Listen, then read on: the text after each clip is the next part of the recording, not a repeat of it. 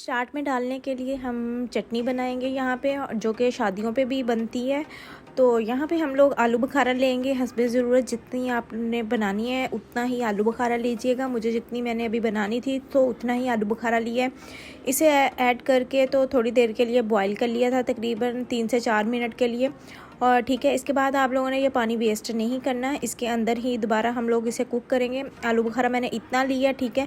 इसको अब हम बाउल में रख के साइड पे रख देंगे और नेक्स्ट स्टेप की तरफ चलते हैं। यहाँ पे हम लोग इस पानी के अंदर चीनी ऐड करेंगे, ठीक है। इस पानी को आपने वेस्ट नहीं करना, इसी के अंदर आपने चीनी ऐड कर देनी है। चीनी यहाँ पे मैंने तकरीबन हाफ़ कप के करीब ली है। आपको जितनी ज़रूरत हो, ठीक है, मिठास की आप उतनी ले सकती हैं, लेकिन मैंने हाफ़ कप के करीब ली है। और इसके अंदर 2 से 3 इलायची ऐड कर देंगे और इसको बॉईल दे लेंगे अच्छे तरीके से। आपने इसे कुक कर लेना है, तकरीबन मीडियम फ्लेम में करना है, हाई फ्लेम नहीं होना चाहिए, ठीक है।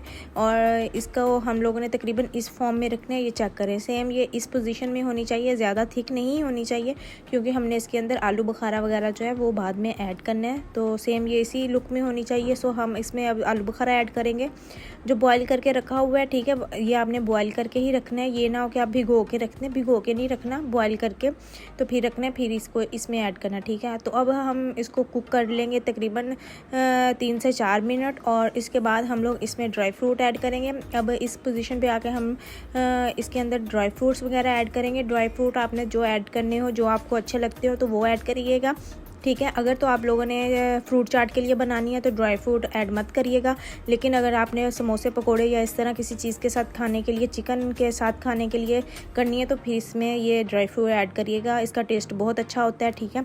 और इसमें हम 1 पिंच के करीब ब्लैक पेपर ऐड करेंगे, ठीक है, 1 पिंच के करीब। सो यहाँ पे ये इसकी थिकनेस ऐसी हो चुकी है। अब हम इसमें जामे शीरी ऐड करेंगे तकरीबन 2 टेबल स्पून के करीब, ठीक है। भर के 2 टेबल स्पून हमने इसके अंदर ऐड करने हैं। आपने जितनी क्वान्टिटी में बनाना है उसी हिसाब से इसके अंदर जामे शीरी ऐड करना है।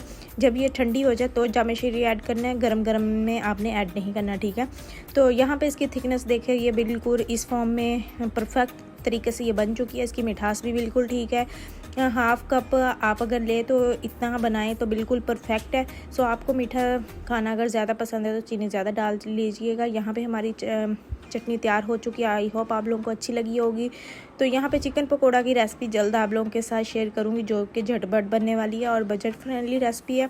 तो आई होप आप लोगों को मेरी ये रेसिपी अच्छी लगी होगी। तो जो मेरे चैनल पर न्यू है, प्लीज़ मेरे चैनल को सब्सक्राइब करना मत भूलिएगा और बेल आइकन बटन को ज़रूर प्रेस कर दीजिएगा। आई होप आप लोगों का मेरा ये मिनी सा व्लॉग अच्छा लगा होगा। तो मुझे इजाज़त, दुआओं में रखिएगा याद। अल्लाह हाफिज़।